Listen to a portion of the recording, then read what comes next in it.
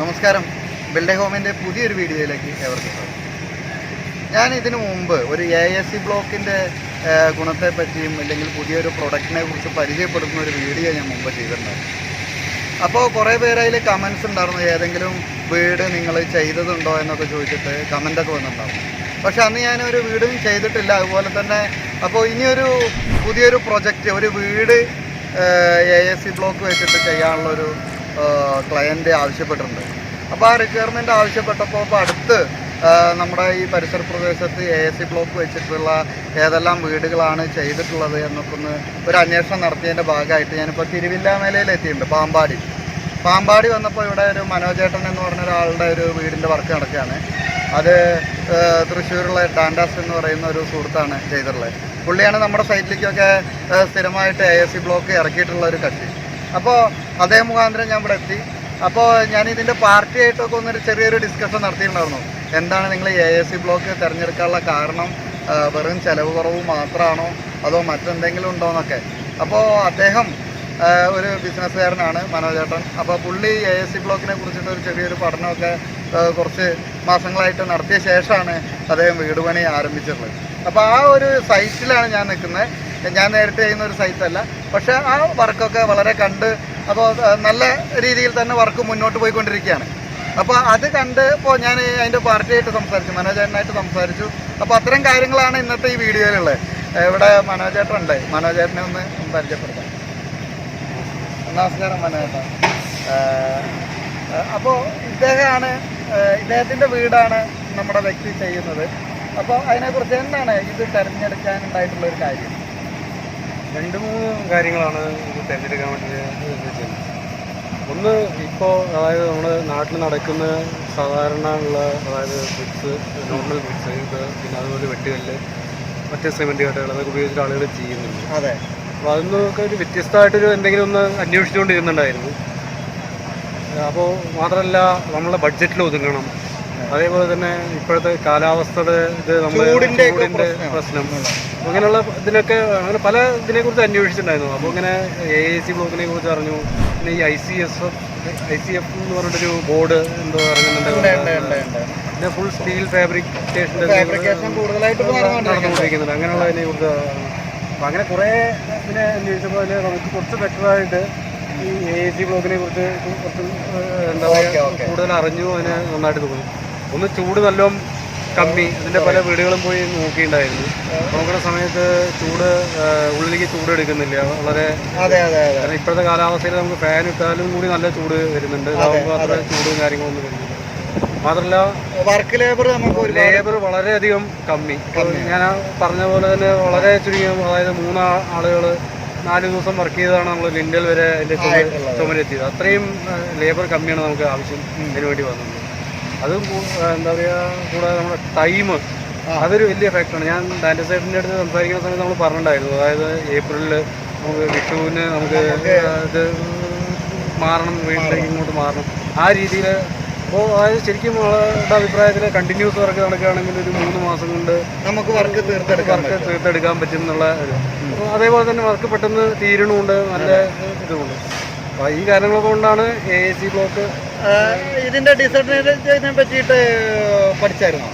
Disadvantages കാര്യമായിട്ട് ഒന്നും ഇതിൽ പറഞ്ഞില്ല. ഓക്കെ. അപ്പോൾ അതായത് 2 നില വരെ നമുക്ക് ഇത് ചെയ്യാം.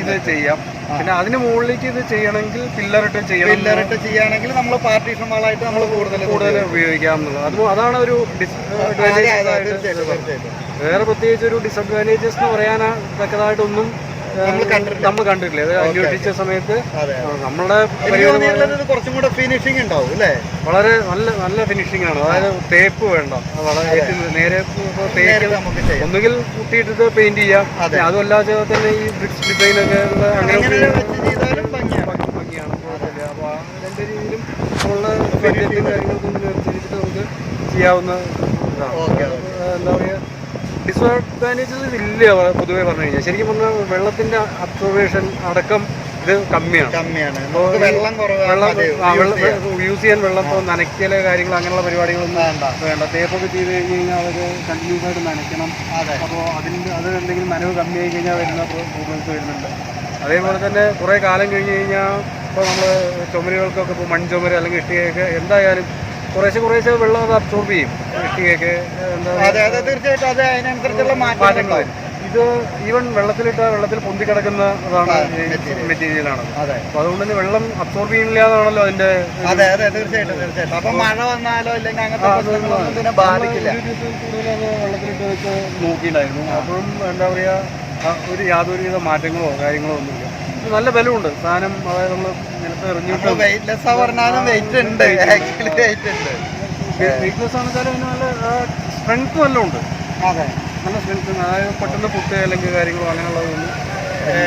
ഇത് ചെയ്തിട്ടുള്ള ഡാൻഡാസേട്ടൻ ഒന്ന് വന്നാലേ എന്തെങ്കിലും ഇപ്പോൾ വളരെ പോസിറ്റീവായിട്ടാണ് നമ്മുടെ മനോജേട്ടനെല്ലാം പറഞ്ഞിട്ടുള്ളത്, വീടിൻ്റെ ഹൗസ് ഓണർ പറഞ്ഞിട്ടുള്ളത്. അപ്പോൾ ഡാൻഡാസേട്ടൻ ഈ പ്രസ്ഥാനത്തിലേക്ക് ഈ ബിസിനസ് തുടങ്ങിയിട്ട് എത്ര, അല്ലെങ്കിൽ ഈ വർക്ക് ഏറ്റെടുത്ത് ചെയ്യാൻ തുടങ്ങിയിട്ട്? ഞാൻ ആദ്യമായി ഈ വർക്കിലേക്ക് വന്ന പേരല്ല ചെയ്തേ. ഞാൻ എൻ്റെ വീടിൻ്റെ അപ്സ്റ്റെയർ എനിക്ക് എടുക്കണം. ആ അപ്സ്റ്റെയർ എടുക്കുന്നതിന് വേണ്ടിയിട്ടാണ് ഞാനിത് അന്വേഷണം നടത്തിയത്. ആ അന്വേഷണത്തിന്റെ പുറത്താണ് ഇത് മനോജേട്ടൻ പറഞ്ഞ പോലെ സ്ലാബ് സിസ്റ്റമാണ് നമ്മൾ ആദ്യം ചിന്തിച്ചത്. അവിടെ നിന്ന് അത് ഗുണമേന്മ നമുക്ക് കുറവാണെന്നും പൈസ കൂടുതലാണെന്നുള്ളൊരു തോന്നൽ വന്നതുകൊണ്ടാണ് വേറെ അനദർ ഒരു ഒപ്പീനിയൻ നമ്മൾ കണ്ടെത്തിയത്. അങ്ങനെയാണ് നമ്മൾ AIC ബ്ലോക്കിലേക്ക് വരുന്നത്. എൻ്റെ വീടിൻ്റെ മേലെ ഞാൻ 3 ബെഡ്റൂം, ഒരു ഹാള്, സിറ്റ് ഔട്ട് എടുത്തിട്ടാണ് ഞാൻ ഈ കാര്യം ചെയ്തത്. അപ്പോൾ അവിടെ എനിക്ക് തോന്നിയൊരു സാധനം, ഞാൻ എന്താ പറയുക, അത്യാവശ്യം വേറൊരു ബിസിനസ് നല്ല രീതിയിൽ ഞാൻ ചെയ്തു തരുന്ന ഒരു വ്യക്തിയാണ്. ഇതിൻ്റെ ഗുണങ്ങൾ ജനങ്ങൾക്ക് എത്തണമെങ്കിൽ ഞാനിത് ഏറ്റെടുത്താൽ അത് നന്നാവുമെന്നുള്ളൊരു തോന്നല്, അത് ജനോപകാരമായി അതിനെ മാറ്റിയെടുക്കാൻ വേണ്ടിയിട്ടാണ് ഞാൻ ഈ ഫീൽഡിലേക്ക് വന്നത്. പ്രത്യേകിച്ച് കേരളത്തിൽ ഇതിൻ്റെ ഒരു പ്രൊഡക്റ്റ് ഇല്ല. നമ്മൾ ഗോഡ്സ് ഓൺ കൺട്രി എന്ന് പറയുന്ന നമ്മുടെ കൊച്ചു കേരളം, എപ്പോൾ മഴ പെയ്യണോ, എപ്പോൾ വെയിലുദിക്കണോ, എപ്പോൾ മഞ്ഞ് വരണോ ഒന്നും നമുക്കിപ്പോൾ പറയാൻ പറ്റാത്തൊരു സാഹചര്യമാണ്. കാലാവസ്ഥയൊക്കെ പറയുന്നുണ്ടെങ്കിൽ പോലും നമുക്കത് ഉറപ്പിക്കാൻ പറ്റുന്നില്ല. ഇപ്പൊ ഇന്നലെ തന്നെ ഇവിടെ മഴയായിരുന്നു. മഴ പെയ്തു. കുംഭമാസത്തിലൊരു മഴ പറഞ്ഞു. ഒരു മഴയല്ല, ഇത് ഇവിടെ പല ദിവസങ്ങളായി മഴ പെയ്യുന്നു. ഈ മഴയെ അതിജീവിക്കാനായിട്ട് നമുക്ക് എന്താ പറ്റുക, ഈ കട്ട എന്ന് പറഞ്ഞു കഴിഞ്ഞിട്ടുണ്ടെങ്കിൽ അതിനെ അതിജീവിക്കാവുന്ന ഒരു സാധനമാണ് ഈ AIC ബ്ലോക്ക്. കാരണം നമ്മൾ ഉള്ളിലിരുന്ന് കഴിഞ്ഞാൽ നേരത്തെ മനോജേട്ടൻ പറഞ്ഞ പോലെ ഒരു ഫാൻ ഇട്ടാൽ ആ ഫാനിന്റെ കാറ്റ് കറക്റ്റായിട്ട് ചൂടില്ലാതെ നമുക്ക് അനുഭവിക്കാൻ പറ്റും. അതാണ് ഇതിന്റെ ഏറ്റവും വലിയ. ഞാൻ കാശ് ലാഭം ഞാൻ കാണുന്നില്ല. ഞാൻ കാശ് ലാഭം ഉണ്ട്, 100% കാശ് ലാഭം ഉണ്ട്. പക്ഷെ അതിലുപരി ഗുണങ്ങളാണ് നമ്മൾ ഇതിൽ കാണുന്നത്. ഇതിന്റെ പല സൈസിൽ വരുന്നുണ്ട്. 2x 4 അല്ലെ, 2 അടി, 2, 8, 24, 4, 8, 24, 6, 8, 24, 8, 8, 24. പിന്നെ നമ്മുടെ കമ്പനിക്ക്, റെനോകൺ കമ്പനിക്ക് 9, 8, 24 കൂടി ഉണ്ട്. പ്ലസ് HD ബ്ലോക്ക് 2 ഇഞ്ചിന്റെയും വരുന്നുണ്ട്. 2 ഇഞ്ചിന്റെയും വരുന്നുണ്ട്. പക്ഷെ അത് നമുക്ക് അങ്ങനെ ആവശ്യം വരാം. അത് ബിൽഡിംഗ് കൺസ്ട്രക്ഷൻ മേഖലയിലേക്ക് അതിന്റെ ആവശ്യമില്ല.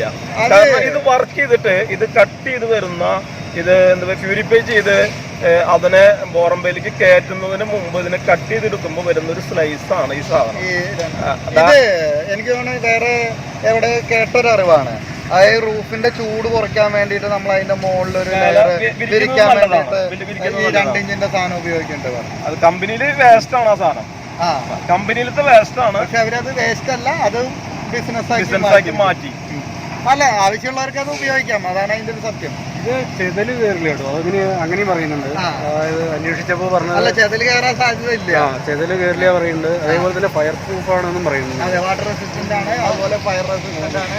അങ്ങനെ ഒരുപാട് ഗുണങ്ങളുണ്ട്. ഇവിടെ നമ്മുടെ ഒരു സംശയം എന്താണെന്ന് വെച്ചാൽ, പൊതുവെ ജനങ്ങൾക്കുള്ള ഒരു സംശയം, ഇത് വെയിറ്റ്ലെസ് ആവുന്നതുകൊണ്ട് സ്ട്രെങ്ത് താങ്ങോ, അല്ലെങ്കിൽ എന്ന് പറഞ്ഞു കഴിഞ്ഞിട്ടുണ്ടെങ്കിൽ ഈ കട്ടകൾ തമ്മിൽ യോജിപ്പിച്ച് കഴിഞ്ഞാൽ 15-20 മിനിറ്റ് കഴിഞ്ഞാൽ ഞാനും സാറും കൂടി ഒരുമിച്ച് നിന്ന് ഇടിച്ചാൽ അവനെ തട്ടിടാൻ പറ്റില്ല. ഇത് നമ്മൾ സിമെന്റ് മോട്ടർ അല്ലല്ലോ ഉപയോഗിക്കുന്നത്, ഇതിന്റെ പേസ്റ്റ് ആണ്. കമ്പനിയുടെ തന്നെ മോട്ടോറുണ്ട്, പേസ്റ്റ് ആണ് ഉപയോഗിക്കുന്നത്. അപ്പൊ പിന്നെ ഒന്നും കൂടെ സ്ട്രെങ്ത് ആണ്. വേണമെങ്കിൽ നമുക്ക് സിമെന്റ് മോട്ടർ ഉപയോഗിക്കാം. പക്ഷെ എന്തായാലും സിമെന്റ് ഉപയോഗിക്കുമ്പോൾ നനവ് എന്ന് പറഞ്ഞ സാധനം അവന് കിട്ടണം.